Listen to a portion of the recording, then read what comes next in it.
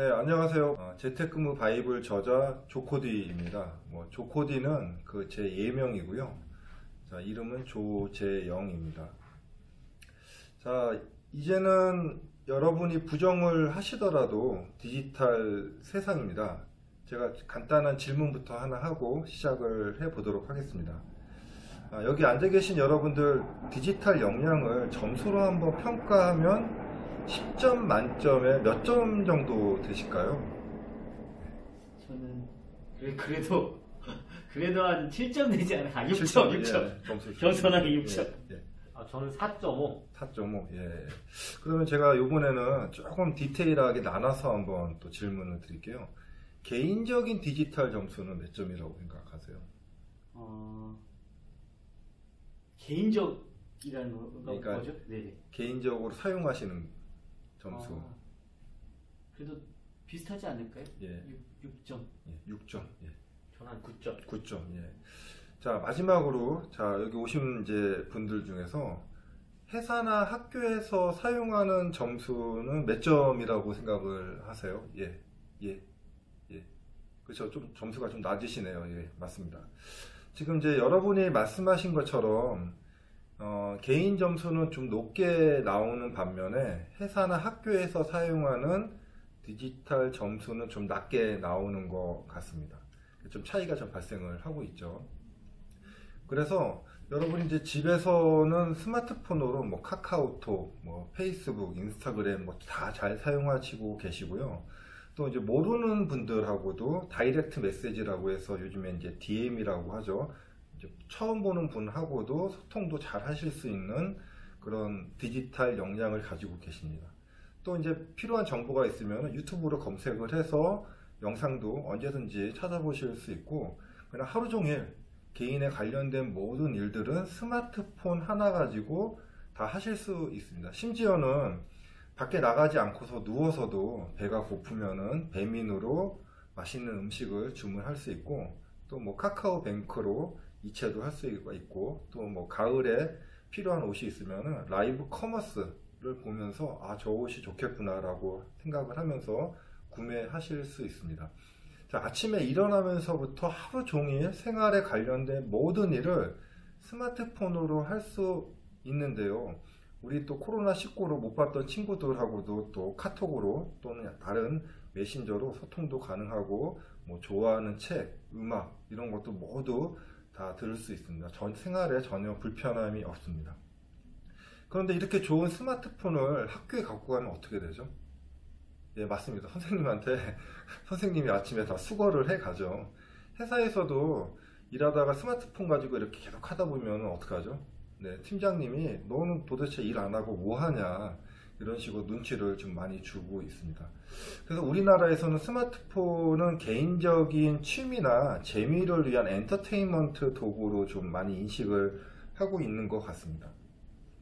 하지만 우리나라 인프라 환경은 정말 세계 최고죠. 외국에 갔다 오신 분들이면 다 인정을 하실 것 같은데요. 대부분 최고 100만원짜리 스마트폰 이런 거 다 갖고 계시고요. 그리고 LTE보다 20배 빠르다고 하는 5G 통신망을 사용해서 큰 데이터나 자료도 쉽게 전송하실 수 있습니다. 또 우리나라는 전국 어디를 가나 다 빠른 인터넷 연결이 되는 초연결 국가입니다. 제가 작년에 외국 선생님들 지원을 좀 해드리려고 아프리카에 있는 르완다라는 나라를 방문을 했었는데요. 그곳은 이제 아프리카다 보니 인터넷 사정이 별로 안 좋았습니다. 그래서 제가 계속 일을 하다가 보면은 인터넷이 끊기는 경우가 많았는데요. 제가 그때 신기한 경우를 한 게, 인터넷이 끊기면은 제 머리도 멈추는 것을 느꼈어요. 정말 아무것도 할 수 없을 정도로 우리나라 사람들은 다 인터넷에 좀 많이 묶여 있지 않나 생각이 됩니다. 그래서 우리나라 사람을 무인도에 만약에 데려다 놓으면은 외로움보다 오히려 인터넷 연결이 안 돼서 많이 힘들어 하실 것 같다는 생각이 듭니다.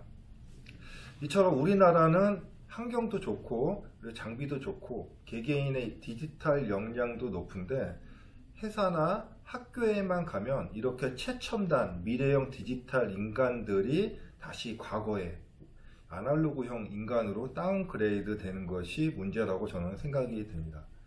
정부에서는 지금 4차 산업혁명에 대비하기 위해서 역량 있는 인력을 키워야 된다고 말씀을 하시는데 아직도 학교 교실에 가시면은 무선 인터넷이 되지 않는 곳이 많이 있습니다. 무선 인터넷이 돼야지 선생님들이 스마트한 장비를 이용해서 학생들하고 참여형 수업을 할 수가 있는데 이렇게 장비나 환경이 안 되다 보니까 10년 전하고 동일한 그런 수업 방법을 갖게 되는 거죠. 즉, 뭐 TV 영상을 계속 보여주면서 쌍방향 수업, 소통하는 수업이 아니고 그냥 일방향 선생님이 말씀하시는 그런 수업을 하고 있습니다. 10년 전보다 우리가 사용하는 TV, 그러니까 학교에서 사용하는 TV는 더 커지고 선명해졌지만 사실 수업 방식은 만약에 40년 전과 비교해도 그때는 이제 선생님들이 칠판에 판서를 하셨지만은 지금 그 내용들이 디지털 컨텐츠로 변경만 되었지 사실 이렇게 일방향적인 주입식 교육은 40년 전하고 거의 같다고 저는 생각을 하고 있습니다. 회사에서도 소비자들은 이제 원하는 정보를 회사 홈페이지에 오지 않죠. 유튜브에서 원하는 정보를 찾고 소통을 하고 싶어 합니다. 그런데 회사에서는 아직도 여전히 홈페이지에 PDF로 자료를 올리고 있습니다. TV나 신문을 보지 않는 사람에게 홍보를 하기 위해서는 TV나 신문 지면에 광고하면 효과가 전혀 없겠죠. 오히려 그 사람들이 많이 보고 있는 페이스북이나 유튜브에 광고를 해야지 전달이 잘 될 것입니다. 특히 요즘같이 감염병 때문에 사람들이 모이지 못한다면 빨리 온라인상에서 제품을 설명하고 SNS로 홍보하는 방법을 빨리 회사에 도입하시는 것이 좋은 방법이라 생각이 됩니다. 이제 제 주위에도 보면 많은 분들이 디지털을 많이 어려워 하시는데요. 저는 그 이유가 일단은 디지털은 사람을 위한 그런 언어가 아니고 기계가 이해하는 언어라고 해서 어렵다고 저는 생각이 듭니다. 인간끼리 우리 이제 교육을 하거나 일을 할 때는 다 아날로그라는 언어를 사용을 했는데 우리의 학교, 회사에서는 기계와 같이 일하기 시작하면서 아날로그 대신에 기계가 이해할 수 있는 디지털이라는 언어를 현재 사용을 하고 있습니다. 대표적으로 여러분 다 하나씩 가지고 계시는 컴퓨터이죠. 노트북이나 컴퓨터 이런 것들이 대표적인 디지털 도구라고 생각이 듭니다. 기계는 사람보다 더 빠르고 정확하며 비용도 저렴하죠. 요즘에는 기계가 지능도 높아서 사람보다 바둑도 더 잘 두고요. 이야기나 업무 처리도 잘하기 시작했습니다. 하루가 다르게 더 좋은 자동화 도구와 원격 도구가 소개되고 있어서 재택근무를 하더라도 많은 불편함이 사라졌습니다. 자, 재밌는 얘기를 하나 해드릴게요. 1940년도에 미국에서는 세상에서 가장 힘이 센 존 헨리라고 하는 철도 노동자가 있었습니다. 회사에서는 생산성을 더 높이기 위해서 그때 이제 발명한 증기를 이용한 터널 뚫는 기계를 도입하려고 했었고요. 노동자들은 자신의 일자리를 잃을 것을 걱정해서 회사의 증기 터널 기계 도입을 적극적으로 막았습니다. 노동자들은 철도 회사의 사람이 더 일을 잘한다는 것을 증명하기 위해서 존 헨리와 증기 기계와의 경쟁을 제안을 했고 마침내 그 시합은 성사가 되었습니다. 자, 인간 중에서 힘이 제일 셌던 존 헨리는 큰 부담감을 가지고 경기에서 쉬지도 않고 일을 해서 마침내 터널을 기계보다 먼저 뚫고 증기 기계와의 인류 역사상 첫 번째 시합을 멋지게 이깁니다. 하지만 기계를 이겨야 한다는 부담감 때문에 쉬지도 않고 긴 시간을 일했던 존 헨리는 시합에서는 이겼지만은 심장에 큰 충격으로 그날 밤에 사망을 했습니다. 지금 생각해보면 말도 안 되는 정말 무모한 도전이었지만 그 당시에는 남부 모카 농장에서 실직을 하고 일자리를 옮겨야 했던 많은 사람들이 이번에도 기계에게 일자리를 잃지 않아야 한다는 공포로 노동자의 응원을 받으면서 진행했던 시합이었습니다. 사실 그 이후에도 비슷한 시합들이 계속 열렸습니다. 우리나라에서만 해도 계산기와 주판의 계산 시합은 사실 나이가 좀 있으신 분들은 아마 기억하지 않을까 싶습니다. 저도 어떻게 보면 이런 무모한 도전이 조만간 우리 생활에 다시 일어나지 않을까 걱정이 되기도 합니다. 오랫동안 우리는 비효율적으로 일했습니다. 과거에 이렇게 했으니 별 생각 없이 같은 방식으로 일을 했었죠. 정확하게 말씀을 드리면 별로 인식을 하지 못했습니다. 이렇게 일하는 것이 그냥 당연하다고 생각하면서도 과거의 방식을 답습했던 것이죠. 내가 일을 다 했더라도 팀장이 퇴근하지 못하면 절대 퇴근하지 못하죠. 눈치를 보면서 사무실에 계속 앉아 있어야 했고, 업무와 관련 없는 회의도 들어오라고 하면은 별 불평 없이 들어가서 긴 시간을 참으면서 앉아 있어야 했습니다. 문서 정리를 하기 위해서는 많은 사람이 보내온 이메일을 하나하나 다 열어보면서 첨부 문서를 확인하고 원문과 또 비교를 하면서 문서를 작성하는 비효율적인 면이 있었습니다. 여러분도 아마 이런 경험은 해보셨을 건데요. 여러 사람과 회의 시간 하나 정하려고 정말 여러 번 전화를 했던 경험은 누구나 가지고 있을 거라 생각이 듭니다. 특히 우리나라는 세계 최고의 정보통신 강국이기 때문에 오히려 현재 업무 방식을 더 당연시 생각했을지도 모릅니다. 하지만 우리보다 환경이 안 좋은 외국에서는 불편한 환경 때문에 이것을 극복하기 위해서 좀 더 다양한 서비스를 개발을 했고 업무에 적용을 해서 다양한 디지털 서비스들을 사용을 하고 있었습니다. 오히려 우리나라는 이런 업무는 이렇게 해야지 하고 하는 스테레오타입, 즉 이제 고정화된 함정에 빠져서 좋은 업무 방식이 있음에도 불구하고 사용하지 못하고 있는 실정이었습니다. 이제는 사람들이 무한 경쟁을 넘어서 사람보다 더 뛰어난 AI들과 경쟁을 해야 되는 시대입니다. 기계는 잠도 자지 않고요. 24시간 일하며 모든 정보를 정확하게 기록하여 일하는데 실수도 없을 뿐더러 처리 속도도 사람보다 몇십 배 또는 몇백 배 빠릅니다. 다양한 기계들이 서로 통신하면서 서로에게 필요한 데이터들을 공유하고 정확한 정보로 기준에 따라서 사람보다 더 빠르게 판단을 하기도 하죠. 이제 사람들이 할 수 있는 일은 점점 줄어들고 있습니다. 과거에 존 헨리를 보면서 왜 사람들이 저런 일을 했을까 하는 생각들이 미래에서 현재를 보면 똑같지 않을까 생각이 됩니다. 20년 안에 현재 직업의 절반이 없어지고 또 10년 안에 일하는 시간이 절반으로 줄어든다고 미래 학자들은 이야기를 하고 있습니다. 자, 이제 제 말을 듣고 어떤 기분이 드시나요? 정말 충격이죠. 그동안 기계가 사람을 대체할 수 있겠어 라고 하는 생각을 하거나 적어도 내가 회사 다니는 시기에는 변하지 않을 거야 라고 기대를 하면서 눈에 보이는 변화를 계속 기피를 해왔죠. 우리는 그것을 보고도 안 본 것처럼 생각을 했었습니다. 이미 우리 사회는 디지털 사회로 접어들었고 여러분도 집에 가시면은 미래형 인간, 페이스북을 사용을 하시고 인스타그램을 사용을 하시고 카카오톡으로 카카오뱅크로 이체를 하시는 미래형 인간이었지만 말이죠. 현재 업무에 어렵게 적용해서 돈을 벌고 있는데 또 새로운 환경에 적응해야 된다고 생각을 하시니까 기대보다는 겪게 될 고통을 먼저 생각을 하고 계시는 겁니다. 그것도 디지털이라고 하는 낯선 환경으로 변화를 하기 위해서는 지금보다 아마 몇십 배, 몇백 배 더 힘들지도 모르겠습니다. 어쩌면 나의 능력이 이제 부족해서 새로운 세계에 적응하지 못하고 낙오되면 어떨지 하는 불안감도 느낄 수 있겠죠. 하지만 이제 아날로그 세계에 그대로 있거나 변화에 적극적으로 대처하지 못한다면 금방 인공지능으로 무장한 첨단 기계에 정복당하게 될 것입니다. 내 일자리가 없어져서 실업자가 되었을 때는 이미 다른 직업을 갖기에 너무 어려워집니다. 왜냐하면 첨단 기계는 단기적으로 오지 않고요. 한꺼번에 확 오기 때문에 나이, 지역에 상관없이 한꺼번에 많은 사람들이 같은 처지에 될 수가 있습니다. 경제가 발전하고 새로운 기술이 나타날 때마다 우리는 이런 경험들을 반복적으로 하고 있습니다. 다른 나라의 예를 들지 않아도 어릴 때 동네마다 있던 작은 구멍가게는 대형 마트의 등장으로 한순간에 없어졌습니다. 카카오뱅크와 K뱅크, 과거에는 없던 새로운 디지털 금융회사의 출현으로 또 코로나의 영향으로 금융권에서는 하루에 한 개씩 은행 지점이 사라지고 있습니다.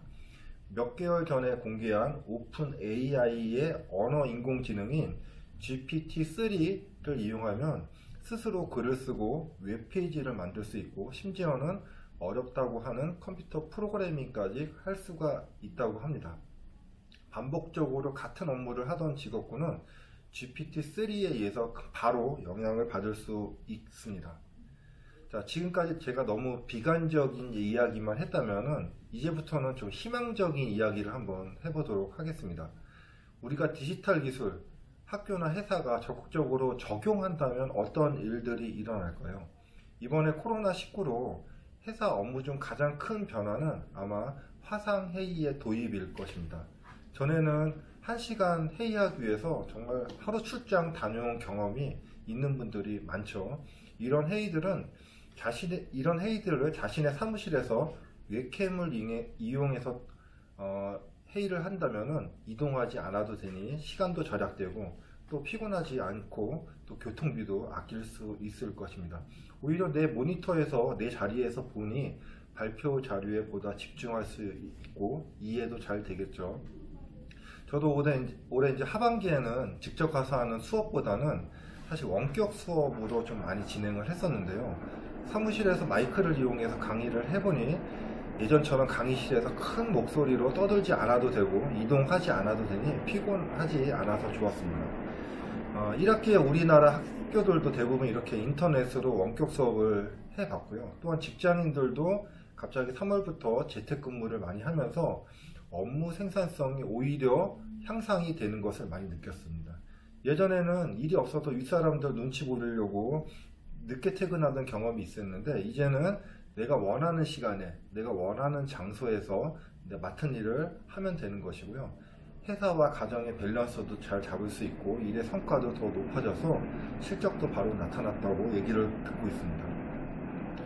코로나19로 이동 제약이 있어서 늘 가던 식당도 안 되고 지역 상가도 많이 안 돼서 경제적으로 어려운 분들이 많지만은 어떻게 보면 우리나라가 이번 기회로 디지털로 전환을 하여 보다 좀 더 효율적인 국가로 전환할 수 있지 않을까 하는 기대를 하고 있습니다. 예전에 우리 IMF 때를 통해서 과거에 정말 비합리적인 업무들이 많이 사라지고 국가의 경쟁력도 한 단계 상승한 것을 경험을 하신 것처럼 말이죠. 이제는 디지털 도구를 이용하여 사람들 간의 소통을 통한 시너지 효과를 기대하고 비효율적인 업무 방식을 개선할 수가 있습니다. 또한 미래 사회에서 생활할 우리 학생들에게 창의적이고 비판적 사고를 잘하는 소통형 협업 인재로 교육할 수도 있을 것입니다. 경쟁 사회에서 달리는 말에 올라타서 앞서가기 위해서는 우선은 말에 올라탈 수 있는 기술이 있어야 하고요. 또한 빨리 달릴 수 있는 좋은 말이 있어야 합니다. AI와 최첨단 기계가 기술 발전과 함께 미래 업무 환경에 제공되고 있기 때문에 좋은 디지털 도구를 이용하여 미래를 향하여 나아가야 합니다. 미래의 세계에서는 디지털 기술을 모르면 도태되고 하는 업무에 제약이 생길 것입니다.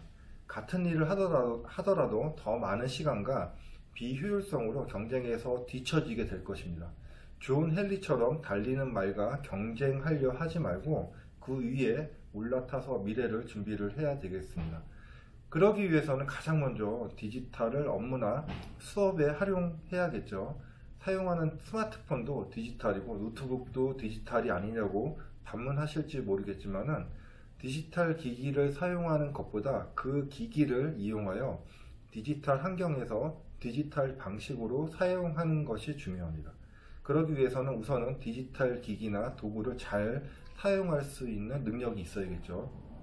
특히 회사나 학교에서 이런 디지털 도구를 업무나 수업에 사용하기 위해서는 구성원 모두가 잘 사용할 수 있어야 합니다. 요즘에 많이 이야기하는 디지털 리터러시가 그래서 중요하다고 생각이 됩니다.